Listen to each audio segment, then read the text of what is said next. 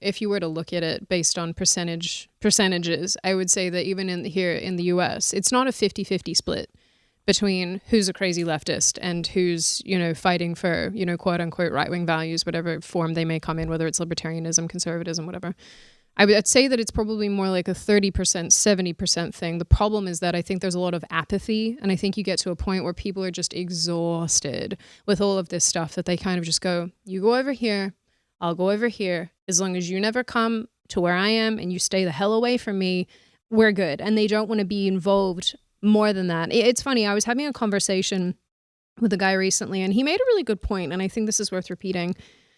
He was saying, I don't watch the news and I don't care about it. And I said, well, don't you think that's a little sort of, not ignorant necessarily, but that's kind of unhelpful, because you're obviously, he leans to the right. He's not, right wing by any stretch of the imagination, but he's sort of like center right. And I said, well, I just find that kind of unhelpful, because if you're going to be voting and you're going to be participating in our society as a functional member, then shouldn't you be educated in the very least with what's going on? And he was like, yes and no. He said, I prefer to participate in society in the sense that I go out into my community and I see what's going on there. And that is the part of all of this that I pay the most attention to. And I said, well, I mean, he's got 2 young children. And I said, well, don't you think that it's also your responsibility as a parent to be in the know of what's being taught in school, what the education system is doing, the world that your kids are going to be inevitably growing up in, and they currently are growing up in. And he said, well, I want to inoculate my kids against crazy ideologies by exposing them to it in record amounts. And I thought that's such an interesting idea, because he was like, I think it makes it like a forbidden fruit type situation, particularly when it pertains to children,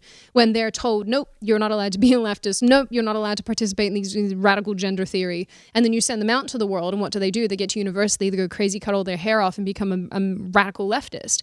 I mean, I can even say that this has happened in my own family situations where, everybody on my American side grew up very Catholic. And a lot of them have just become these just left-wing doorknobs.